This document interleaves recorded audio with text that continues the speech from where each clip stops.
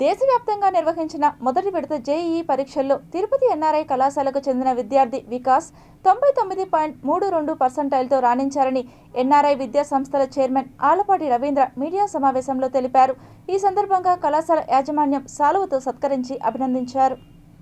2026 JEE mains phase 1లో Tirupati NRI విద్యా సంస్థలకు సంబంధించినటువంటి విద్యార్థులు ఓసీ విభాగంలో అత్యధికమైనటువంటి పర్సంటేజ్లు సాధించి ఈ ప్రాంతాల్లో ఓసీ విభాగంలో మొదటి స్థానాల్లో నిలబడ్డారు.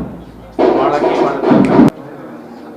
మొన్న ఎగ్జామ్లో ఫేజ్ 1లో వడమాలపేట స్కూల్లో చదువుకున్నటువంటి విద్యార్థి పి వికాస్ అనేటువంటి ఈ బాబు 99.325% ఈ ప్రాంతంలో ఓసీ విభాగంలో ప్రథమ స్థానంలో ఉన్నారు.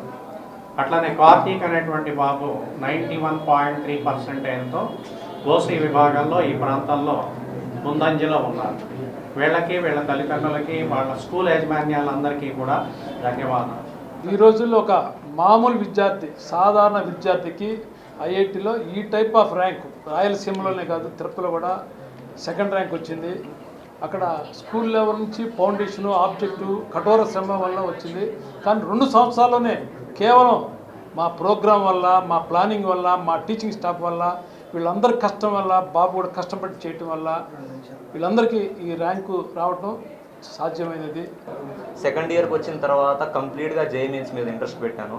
ఒక 7 నెలల పాటు కంటిన్యూస్గా అసలు లీవ్లే లేకుండా అందరు టీచర్స్ వచ్చారు. ప్రతి ఒక్కరు రాత్రి 10 దాకా, మార్నింగ్ 6 నుంచి రాత్రి 10 దాకా క్లాసెస్ చెప్పారు. మళ్ళీ చాలా ఎగ్జామ్స్ కండక్ట్ చేశారు.